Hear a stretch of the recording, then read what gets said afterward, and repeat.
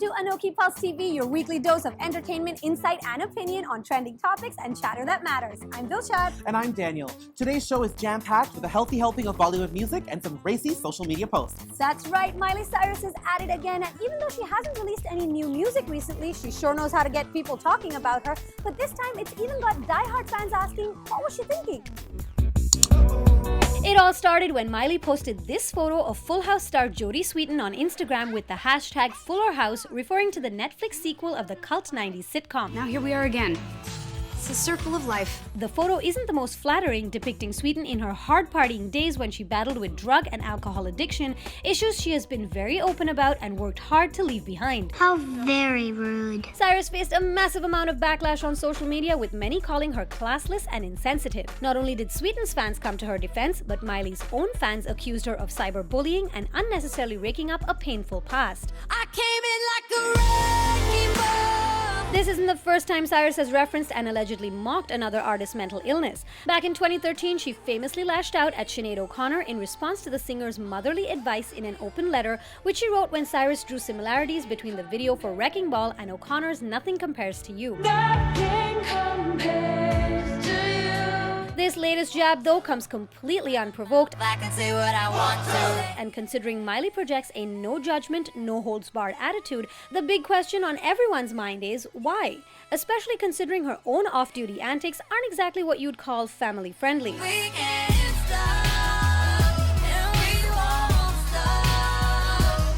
Even though Miley said she meant no harm, fans remain unconvinced. For her part, Sweetin seems to be taking the high road, not bothering to respond, but simply telling E! News, "I don't pay attention to negative stuff. I have so much good stuff going on in my life right now." Now watch me whip, kill it, watch me nay. Okay. She's just doing her, continuing to post photos about her ongoing career comeback with a stint on Dancing with the Stars and an announcement that Fuller House has been picked up for season 2. Watch me, ooh, okay, ooh, okay.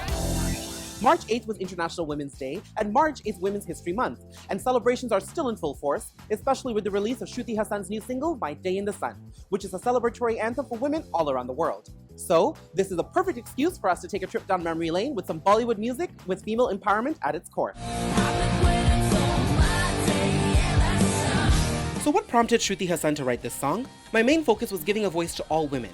It's about our time as women to shine, to be strong, says the actress. In fact, epitomizing strength has become a leading trait for many of Bollywood's female characters and soundtracks. Remember the theme song of English Vinglish? Dheeme, dheeme, slowly, slowly, I'm learning. It showcased Sridevi as Sashi, a simple housewife triumphantly celebrating her self-confidence, defiant of her husband's traditional view of women. It's all about English.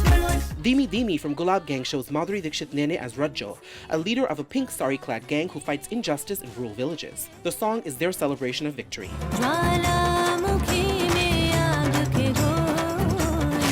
Everyone loved Kangana Ranaut as Rani in Queen.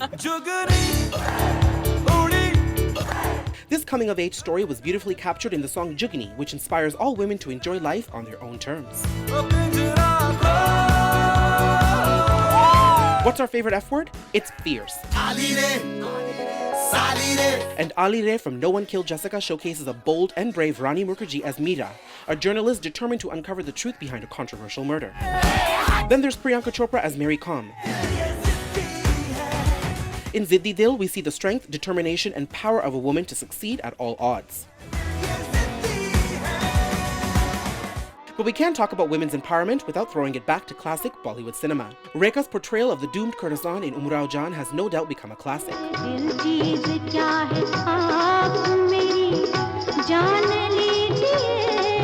Through all of the film songs, we see her ability to endure the rough tides of misfortune, illustrating the strength of a woman. Lastly, who can forget iconic cult classic Mother India, where we see evergreen actress Nargis through the avant-garde portrayal of a woman in power from her inner strength in Duniya Mein Hum Aaye. दुनिया में हम आए हैं तो जीना ही पड़ेगा. Now we just finished talking about Madhuri Dixit Nene in Gulab Gang and Priyanka Chopra and Mary Kom. And both those women and their respective filmmakers came under fire at the time both those films were being shot because both of them were portraying characters out of their socio-political and racial context. And I know that's a hot topic right now with Zoe Saldana and her portrayal of Nina Simone. Absolutely. You know, there's been so much objection to Zoe Saldana playing Nina Simone, who was a legendary singer and activist.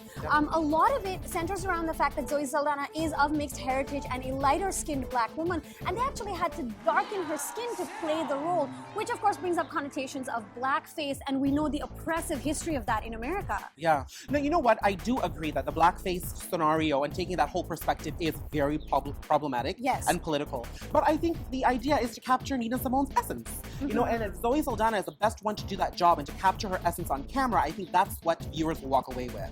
Definitely. I think the essence of a character is very important. I mean, we just saw Michael Fassbender playing Steve Jobs, and he looks nothing like him. But in this case, I think it's a little more complicated than that. Given the racial politics in America for all these years, you know, and given the fact that black actors have been traditionally marginalized in Hollywood, and darker-skinned actresses have been marginalized in Hollywood, you know, which brings me to my other point, which is traditional standards of beauty, you know, and the idea that lighter skin is better and more beautiful and commercially viable. All of those issues sort of play into this fact, and the fact that, of course, there are so many other talented actresses that could have played the role.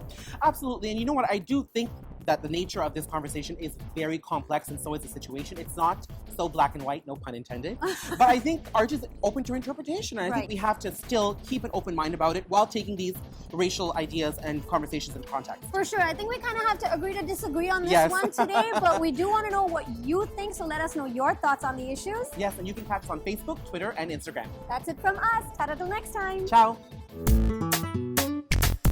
Don't forget to stay in the loop for your weekly dose of entertainment glitz and glam with ANOKHI PULSE TV. And be sure to subscribe to our channel for exclusive access to all that's hot and happening behind the velvet rope.